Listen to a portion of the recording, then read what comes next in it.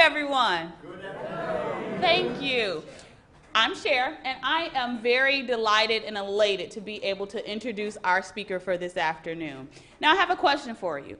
How many of you are involved with the Carpentries because of some effort or some type of connection with this lady right here?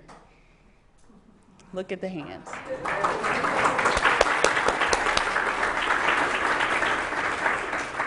So as you can see, this lady, she is no stranger to a few of us. But if you may not know the name Anelda van der Walt, then guess what? You're going to find out today. Today, she's going to tell you about how it takes a village, how she has done a phenomenal, tremendous job in bringing the Carpentries to South Africa. So you're part of an awesome community. And so now let's hear about the community in South Africa. Anelda.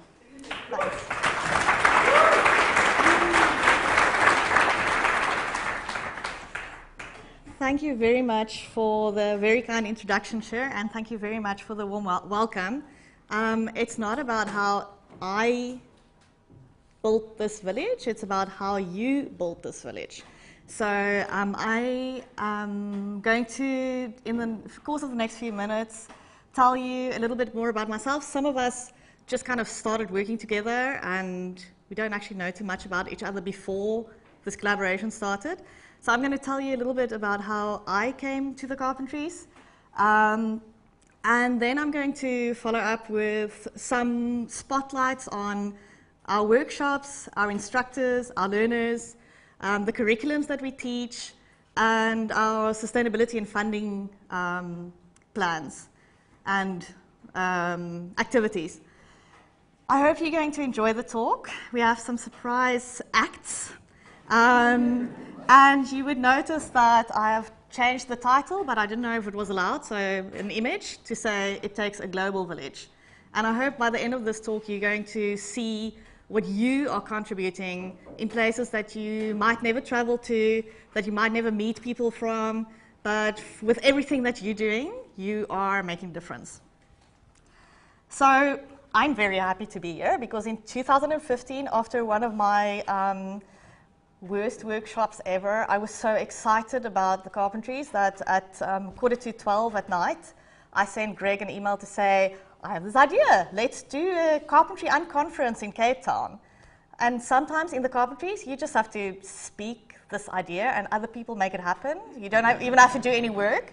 So yeah, I'm really, really, really excited for being able to meet all of you and to be here with all of you. And thanks for everyone who did the work that I didn't have to do. So in 2007, Steve Jobs said, every once in a while, a revolutionary product comes along that changes everything. It's very fortunate if you can work on just one of these in your career. And he said that of the iPhone at the iPhone launch, of the first generation iPhone launch in 2007. And I would like to echo his sentiments, but I would like to propose that we change his quote to say, every once in a while, a revolutionary initiative comes along. And I would like to say that for me, that initiative has been the Carpentries. And it's a bit hard now to say, was it software carpentry, was it data carpentry? So I'm going to be using the Carpentries. But in the early days, obviously, it was software carpentry and then data carpentry and then software and data carpentry and library carpentry, and it's confusing. So I also hope that over the course of the next few minutes, you're going to see how this initiative is really changing people's lives. It's not about learning to code. It's about so much more. It's about your life. So this is me before the Carpentries. My background is in bioinformatics, and I married a farmer and left science for 4 years. So in that time, what has been spoken about a little bit, next generation sequencing, which is a technology that produces huge data sets, kind of came to South Africa.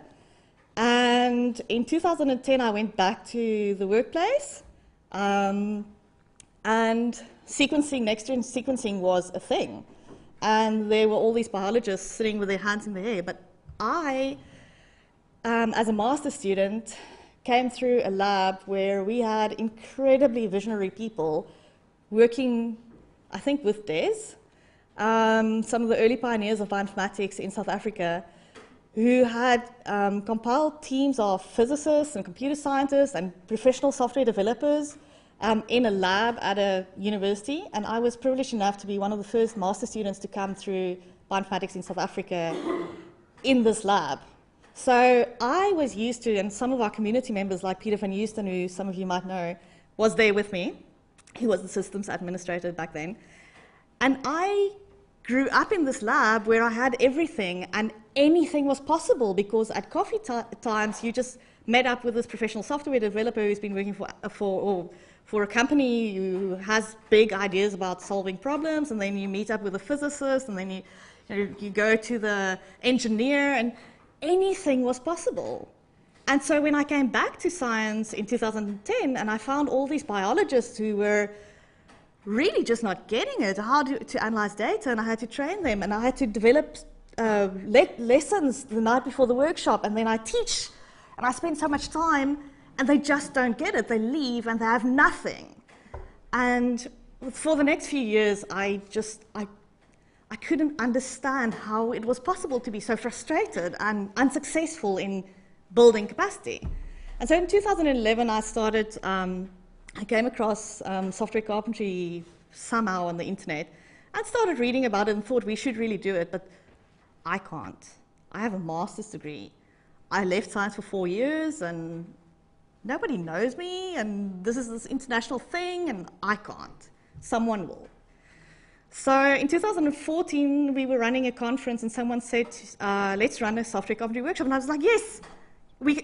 Yes, we have this conference vehicle now, so we have something, so we are somebody, so we can probably get the credit and the recognition that someone will answer an email and say, yes, we can run the workshop with this conference. And I emailed Greg, and Greg, in November we ran the first carpentry workshop it wasn't the first carpentry workshop in Africa. Prior to that, there were people coming from the US visiting and teaching 2 workshops, one in Ghana, one in Cape Town. And we ran this workshop. It was a 2-room workshop. We had over 100 participants in terms of learners, instructors, and helpers. And if I close my eyes, I can still remember what I felt like at that workshop. It was like the answer. This was it. This was what I was looking for all the past years. It was working. We had people from the same campus meeting each other and not knowing that we're both coding in Python, but you're in block B and I'm in block C, and we've met. And there was these sparks flying around the room over the next 2 days. And I was convinced this was it. I've been wrong about many things. So I wrote this email to Greg and Tracy on the 9th of December 2014. It was about 2 weeks after the workshop, saying, if my hunch is correct, you will see many more institutions wanting to have a direct partnership with Software Carpentry Foundation at that time, once we can show that this is a fantastic way to build computational savvy students and researchers. But to date, we have no partners in Africa, except for the Northwest University, who is a partner in kind. So I've been wrong. And I was stumped, because this is it. Everybody at the workshop saw it. Everybody said so. Everybody felt it. It was it, but it wasn't. So over the next few months, I was grappling with this. So at that stage, I had resigned from the university and I'd started my own company. And I was more nobody than ever before, because I wasn't even in an academic institution. I was this person who started a company to do I don't know what. And I wrote to Greg so many times, and Greg was just always there, as he has been for many of you. And what I've said to Greg was, we have to do this to do it wrong so we can make it better, despite the fact that we don't have instructors and whatever. And so we did it. And this is what the map looks like at the moment for workshops since 2013 in Africa. You can see we have run many workshops with all our partners and collaborators and learners, instructors. This was the second workshop that I was involved in. We had no instructors in South Africa, and Laurent Gatto from Cambridge University, wonderful man, said Greg was like, let's do an online workshop, and I volunteered, and Laurent said, well, he'll be the instructor coming in remotely. So we did it. At that stage, I wasn't using R, but I was the local, like, R instructor, kind of backing Laurent up. And he was supposed to teach some part of lesson, I was supposed to teach some part of lesson, and I just failed miserably, and he did it all over 2 days online. And we had in the audience, in the learner base, a student who had a hearing impairment. And it all worked. We assigned one helper to her, they were sitting there, she got the help that she needed, and people learned stuff. So it was after this one that I said we should do it on conference. We've run workshops in wedding venues and exhausted the data cap, the limit of the venue after the first half a day, because they had a 2 gig limit for the month. We've had interesting visitors to our workshops, not the giraffe, but the monkey came into our vendor workshop and the owl came to our instructor training workshop. And the giraffe was the first thing that Alexandra Pavlik saw when she came to visit us. But what I want to tell you, and this is where it gets interesting, in my preparation for this talk, obviously I was incredibly nervous because there's all these amazing people and I have to do a good job. And so I was watching a lot of TED Talks and learning, like, what does a good presentation look like, what are the elements, and I came across this talk by Chimamanda Ngozi Adichie, who's a Nigerian writer. And it's a phenomenal talk. If you're into inclusivity and diversity, it's a really good talk. And she talks about how she, as a Nigerian, as a child, were reading Western books and watching Western movies. And she was, at a young stage, started writing. And she wrote, all her stories was about white people doing American thing or European things.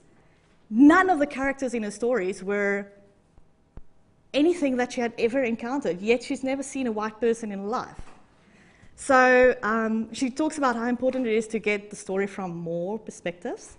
So today, I would like to introduce you to the African Carpentry TaskForce, who's going to tell their own stories, and we're going to really try to keep to time. First, I'm going to ask Mes Fandiro. He's from Ethiopia, and he's going to quickly tell you a little bit about what has happened in Ethiopia.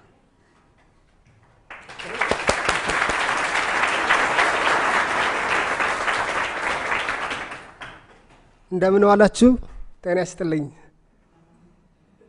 I'm speaking Amharic anyways thank you very much for this chance to be here and part of this beautiful community and I will tell you some of the main tasks we did in Ethiopia along with my South African teams actually they are beautiful too much okay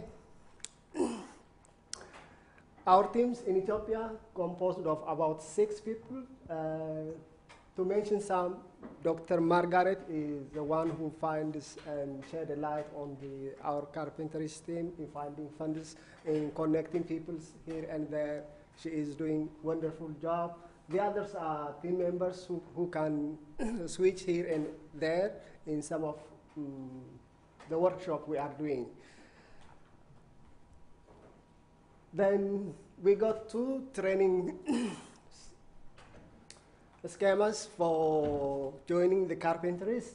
The 2 are just in person, most in South Africa, and one is the online session, along with Allegra and some others.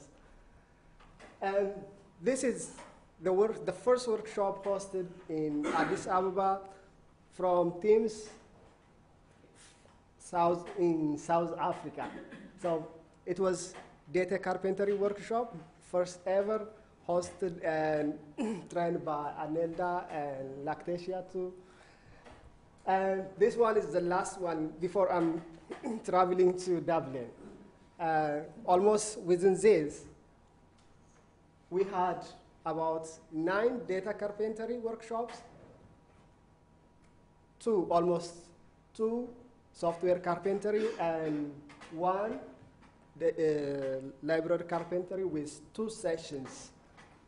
Each participant consists about 30 for the library carpentry. And this graph tells you where we did all the carpentries. The most are in AAU, Addis Ababa University, which is found in the capital city, mean that we are calling people to Addis to get trained. Not only Addis Ababa University staff members. And the rest, we start to reach out from Addis to other cities in the country, like AU stands for Aksum University, which can be found in Aksum City, DU, Dilla University in Dilla Town, and HU, Hawassa. Then each city hosts different type of workshop, but the main one is Addis Ababa University, but we are trying to reach out and deliver the workshop at their own location. So this gives you how each workshop types are composed of in form.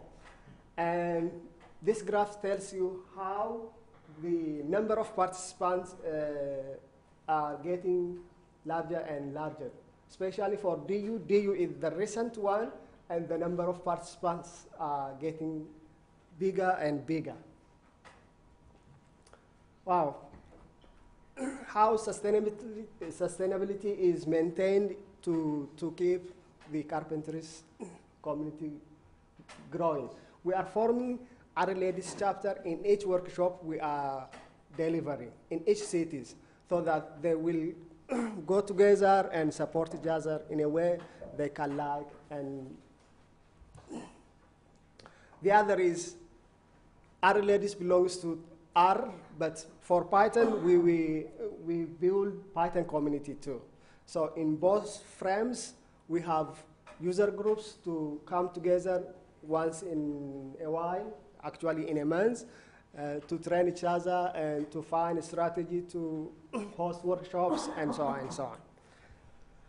Then mainly we do have these contents to keep sustainability and the way forward. The main thing is we are not just training people, rather we are finding funders in a way we can deliver the workshop. That means that someone may request, I need a workshop, then we go for funding and cover all the costs for travel, catering, and so on. Then that's the first thing. I thank you, GIZ, which is the backbone of all our achievements. Second, about 6 local chapters of our ladies are formed in different towns to help the carpenters growing.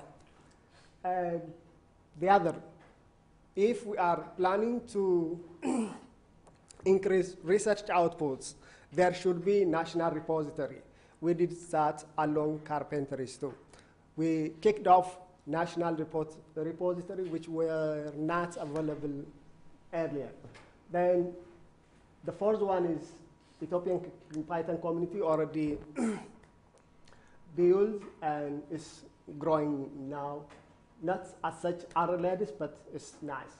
And number 5, we plan to have new carpentry community, which is very important to reach out everywhere where requests are coming. And we are planning to host about 20 Ethiopians and 20 international from anywhere in Africa. Then later with Kerry, I hope we will host very nice carpentry instructor training soon.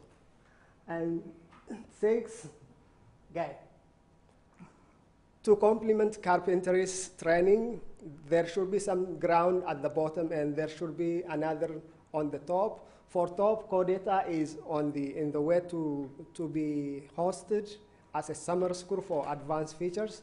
At the bottom, we are planning to deliver computer driving license for TVETs and high schools.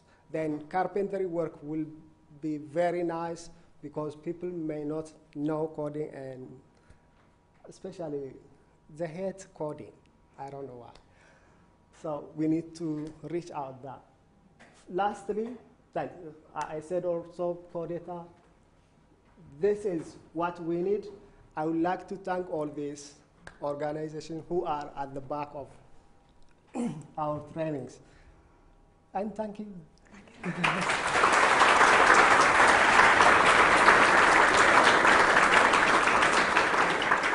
I can see you like that. Okay, so next we're going to focus on some stories around our instructors. So the first, obviously, our biggest problem at the beginning was to have instructors, because bringing international instructors to Africa, South Africa, is expensive. The travel time is really prohibiting. So in 2015, Greg, again, experimented. We very happy guinea pigs. And we did a 2-day online training with two other groups, one in the UK and one in America, I think, where we were 6 trainers from South Africa in one room, and we did all the exercises and everything. That worked well. From that training, 4 people qualified. 2 of them went to Canada. So, yeah. So the next training, and I can't thank everybody who has been involved, so I'm finding it hard not to mention specific people, but Alexandra Pavlik has played a huge role. She came to South Africa twice, ran instructor training twice. Once she came for 4 months, she went rock climbing, but she also did a lot of capacity development. So this is photos of the next 2 instructor trainings, one in the north of South Africa and one in the south of South Africa. But we opened all our trainings to any institution in South Africa, and some of them we can open to African countries as well, depending on the funding and how we pitch it. So this is the most recent in-person instructor training where Erin Becker came out to a workshop in my new little village. And Erin's, before I did this presentation, I asked all the people who have visited South Africa before to tell me what do they remember about their trip to South Africa, and Erin's note was, she remembered that our restaurant where we had the function had a code of conduct. So this is where our instructors are who have been trained, and I don't disqualify people who have been trained and not qualified, because there's a problem, we can't support people, so we don't want to invest 60% of our money and they don't qualify and then we leave them. We continuously include them in everything we do, and we hope that we can find a way to support our instructors who don't qualify and don't necessarily go on to teach. So we've trained instructors in many places. The numbers on the board is not reflecting qualified instructors, the people who went through instructor training. And the blue dots show where we have instructor trainers who are qualified. All of them are qualified. What has been the most successful of our instructor building strategy has been this tremendous movement of people all the time, intercontinental and intracontinental. And that is really why we are all here today, is because we have relationships with so many of you. And we've learned something from people in the audience and people who aren't able to be here. And if anybody is interested in building community, do not try and do it in isolation. You lose everything the community has to offer. So in the audience, who has been to South Africa or an African workshop? See? Yeah? So I have asked Lactatia Matsuku, she works at the National Cancer Registry, to tell you what it is like to be an instructor in South Africa. All right. Thank you, Anelda. So I am an epidemiologist at the National Cancer Registry. So really, I got into the carpentry by accident. All I needed was skills so that I can improve in my output. So just to give a little bit background of what I do so that you can understand like why it has been such an awesome and very worthwhile experience for me. So part of my duties is to do outbreak investigations, is to do public health surveillance evaluations, hypothesis-driven research, and teaching and training. So those are my roles. And cutting through those roles is data. So it means that I need to be able to analyze that data, clean it, so that I can be able to save lives as quickly as possible. So before the carpentry, my output have been taking longer to produce, and you can imagine how it's like if you have in an outbreak, for instance, of Ebola, and you take 2 months before you can understand what is going on. So that is a problem. So I was using skills that were taking time and we're error prone as well. So you can't really give bad recommendations. So I joined the carpentry in 2017, and I taught my first carpentry in Ethiopia. It has been such an awesome experience, and I realized that even though I'm not from the computational background, the little knowledge that I know about data, it has been, and computers, has been very useful to the team, because sometimes you think that you know basics, and trust me, there are people out there that your basics are almost like expertise to them. So let's go out there and teach people. So I'm so happy to tell you now that I'm able to work effectively and to work timely, and the skills that I've learned with the carpentry are very useful to such an extent that my department has saw it fit that they put the carpentry work as part of my KPI. So me coming here is part of my job, and I'm expected to do two workshops this year so that I can meet my KPIs. So you guys help me to do 3 so that I can be overboard. So yeah, with all that said, it has been such a very good experience for me, and I'm moving forward. Nyabonga.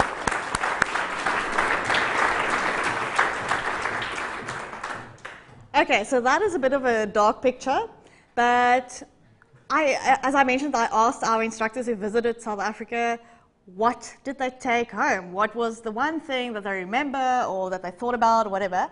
And Cam MacDonald remember meeting Sebastian. I took him to a lodge, an eco lodge in the north of the country, and there were no fences around, and you couldn't go to the bathroom at night practically because there are wild animals roaming. So when you get to your room, you stay in your room. But we had a late night dinner, and we had to get from where we were having the dinner elsewhere on the yard to our rooms. And Cam ran into a buffalo, which is also known as the widowmaker. It is a very dangerous animal, but this one is known to the people who own the place. And Sebastian roams the camp at night, and you just like, you can take pictures of him. These are photos provided by Jonah Duckles off Down Table Mountains Cableway, and Amy Hodge has said she has never been on Table Mountain, but she's seen it from the distance going from the airport to her hotel. That's some of the views that you can see in South Africa, international cricket match. Food is a big thing if you come to workshops in South Africa and elsewhere in Africa, Ethiopia, and that is biltong over there. It's a very South African meat thing. This is a slide from Jonah Duckles' first workshop in South Africa. Very creative learners that we have. And so I would like to ask Erika Mias, who has been running one of the big projects of the task force that we did earlier this year, to tell you how do we support our instructors in Africa.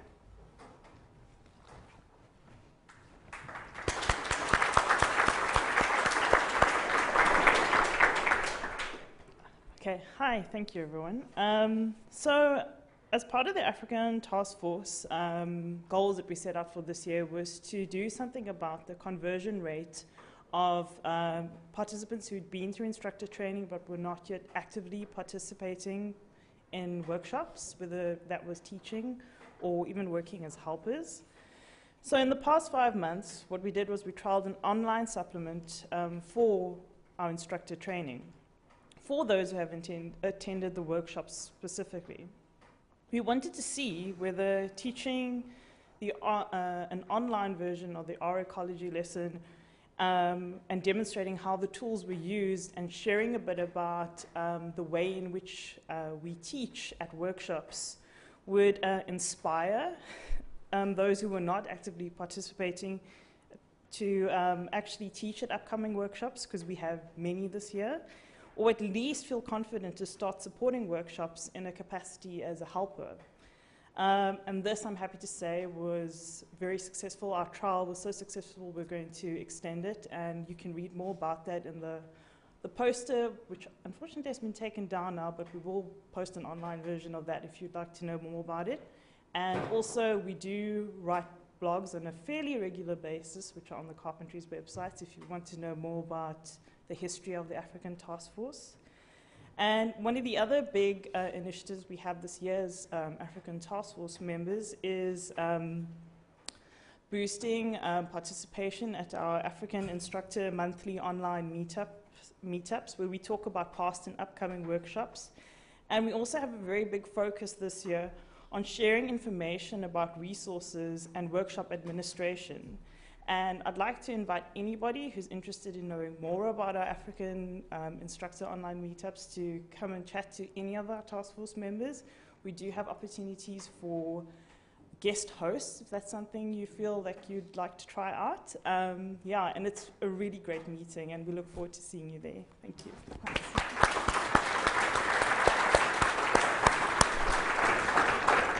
So maybe just staying with our instructors for a little bit longer, and going back to my story, the way that I could break into the carpentry community in 2014-15, when most of the meetings were run in US time zones, so I had to participate in meetings at 1 o'clock, which you all do, I know you do, so you're familiar with the idea, but at that stage, it was a very foreign way of working. I didn't understand these people who cared and wanted to share and wanted to meet with you, and I didn't understand it. So the only way in which I thought I can infiltrate was by volunteering to summarize the blogs weekly. So for the next year or something, I read every single blog and summarized it so that there was kind of this weekly Belinda's fantastic carpentry clippings precursor. And as I was reading these blogs, I was thinking, okay, so there's all these people who have solutions and want to bring them to other people.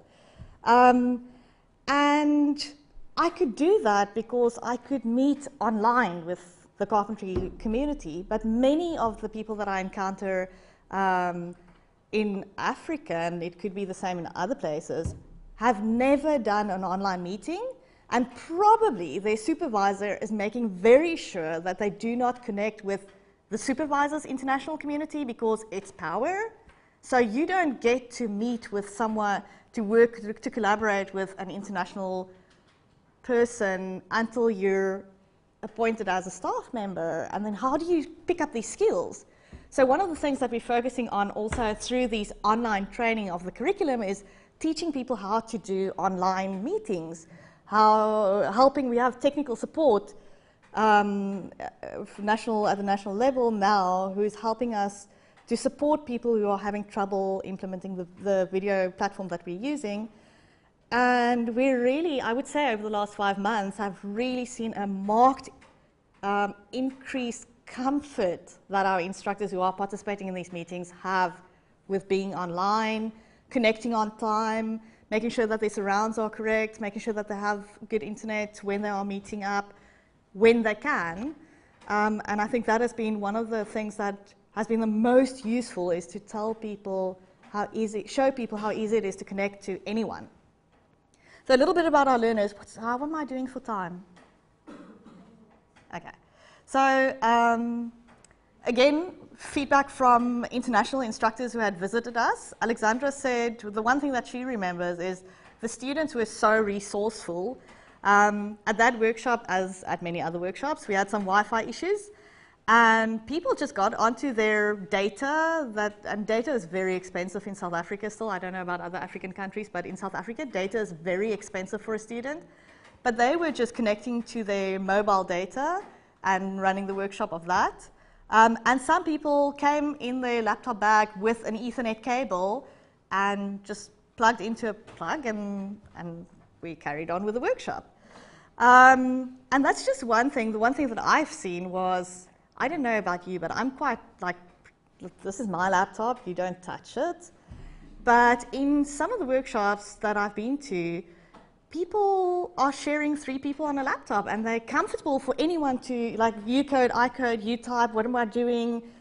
They're comfortable with that, and they share, and they're learning together, and they're working, and I'm like, okay, if you have to, but can I just see what you're doing on my laptop? So people, I think our students are incredibly enthusiastic, resourceful, eager, and we have all these resources. We can just give it to them, and they're going to make this work for themselves. Andy South, who's from the UK, also said, yeah, just that he also remembers the enthusiastic students. And I would like to ask Katrine Tirock to tell us a little bit about what she's seen in workshops that she's run about learners.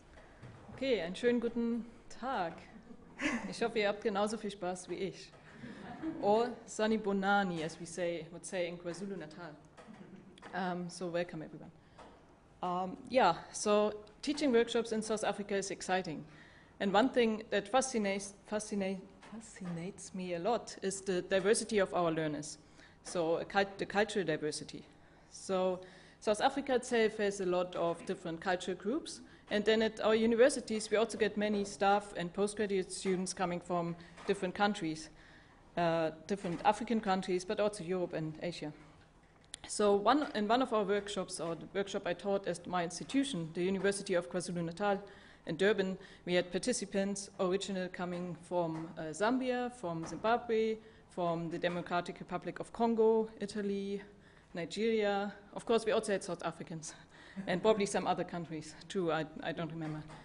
So that means that a lot of our learners, and sometimes most of our learners, are also not, or have English as a second language, as the instructors too, as you notice. So that's something always to be aware of, I think, especially in Africa and South Africa. And it also means that people may come from different research and learning cultures and systems. So some may come from very hierarchical systems, and others may not. And that might influence how they experience learning and new, more open environments. So all these things, I think, as instructors in South Africa and Africa, we always need to be aware of that diversity, I think. Okay, thanks. Gearbonga.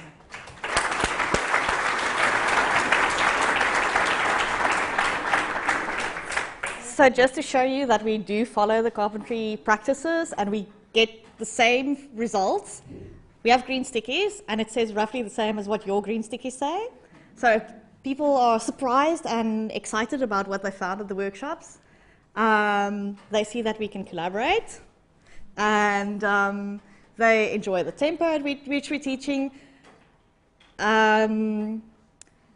See how they're working together on laptops. So this was a library carpentry workshop where we actually expanded the curriculum a little bit and showed them how they can do lesson development for library environments, so RDM, whatever.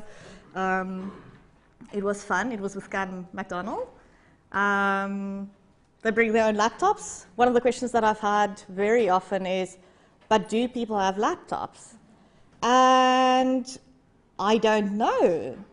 I don't think so. But when I get to a workshop, everybody has a laptop, or they're sharing, and it works. We have run every single workshop in every single African country on laptops, except where the host decided he or she wanted control over the environment, and we ran it in a computer lab. But it wasn't because of the learners that didn't have laptops. That said, there are we are probably targeting people who are in dire need of learning to compute because they have laptops and they have data and they're busy. They're either a PI or they're a student, postgraduate, postdoctoral student, research fellow. So we're not at the moment really focusing on for undergraduate level. I think at the continental level, we're not focusing on that. Some individual organizations are thinking about that. But from my point of view, we are really, at the moment, getting to people who need these skills now. So it does cut out a lot of people who might not have laptops. But for the almost 50 workshops we've run, people brought laptops. This was a a customized workshop where we ran metagenomics, workshop based. It was a 4-day workshop where we first taught some of the ecology materials and then switched over to a very specific software that is used in metagenomics at Northwest University. This was a software carpentry workshop with Python at the PyCon ZA conference. It's run 3 times at PyCon ZA now. The first time we had 4 learners. The next time we had too many learners. And the next time we had too many learners and about 10 instructors who volunteered to teach and about 5 or more helpers, and the room was really packed. So I would like to invite Caroline, who's done at Jalagbo, who's done amazing work around helping our learners after the workshops. Dumelang. Yeah, that's greetings in Swana language in South Africa, and Ekason. That's my home language from Nigeria. All right, so running data carpentry workshop in the Northwest University of Mafikeng campus has received a lot of awareness that cut across the different faculties from sciences to humanities. So most of the time, after running the workshop, you have the participants. What next? Yeah, that's always been a thing in their heart. You know, we run workshop 2 days, 2.5 days, and we cover a whole lot. So they want to do something after the workshop. Some of them, their data set is different from what we have. All right, so their concern is how does our data set fit into what you have taught us? And I came up with a 3-question short questionnaire that would help us to know the way forward. And the first question is, this workshop, does the software meet up with what I'm doing? Is it going to be usable in my research? That's the first question. And the second question is there any volunteer who can work with the software in the campus? And the third one is, will I have someone to help me afterwards? So, in my heart, if these 3 questions have a yes, or perhaps the first question and the last question is a yes, then we need to build a community. And for us, that community is to have a study group. Okay. Yes. Okay.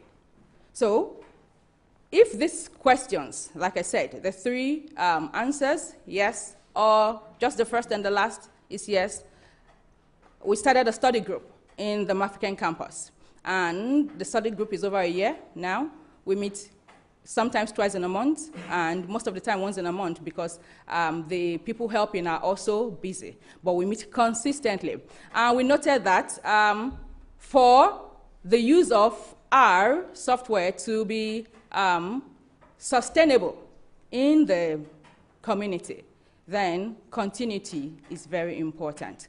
And I think it has worked not for us alone. We've also been able to encourage others, like a workshop that was run in Cape Town. 2 of us were asked to, come there, teach R, and that was the same question that came up. And I presented a slide also to tell them, after this, what next? And their question was the same. They need to build a community. So we found out that after every data carpentry or software carpentry workshop or library carpentry workshop, for continuity, we need, or rather, for sustainability, there should be the desire for continuity in the heart of the participants. And I think with this one, the carpentries would go a long way. Eshegon, thank you.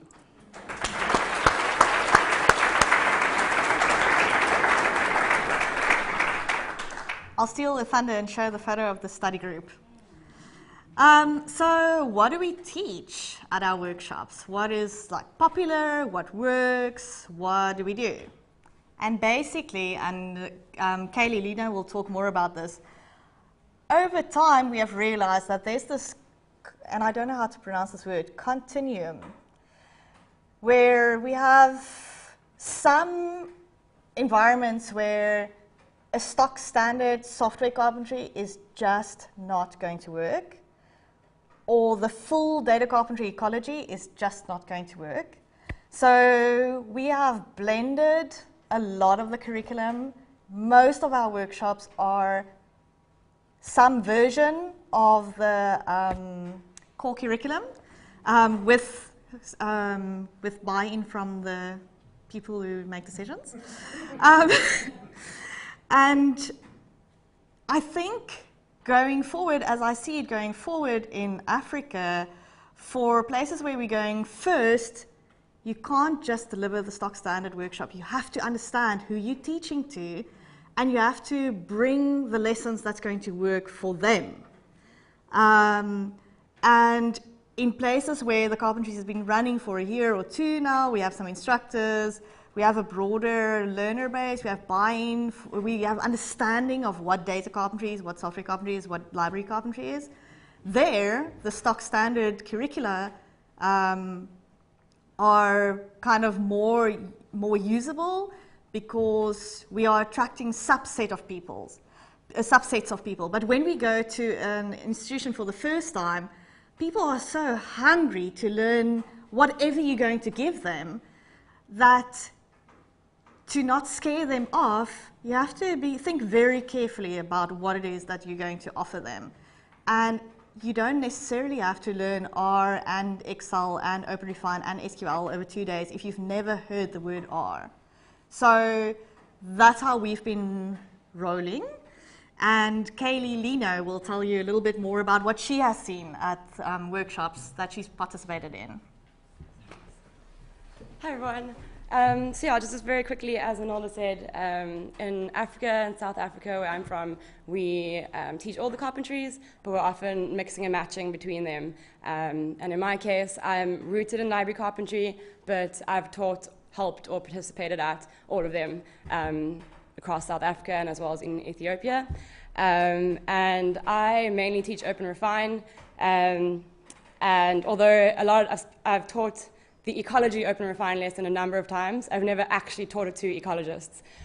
So that's quite interesting. Earlier this year, I taught the OpenRefine lesson, the ecology lesson, at an R conference called SADR Day Cape Town. Some of you might know about the SADR Days. I'm not a programmer myself, so I was freaking out a little bit. Here I am teaching OpenRefine to people who are here for R, and they're going to really not enjoy it. And the response was so overwhelmingly positive during the workshop that they actually wanted to know more about it. And so fortunately, because I'd taught the library carpentry curriculum, which was quite different, I was able to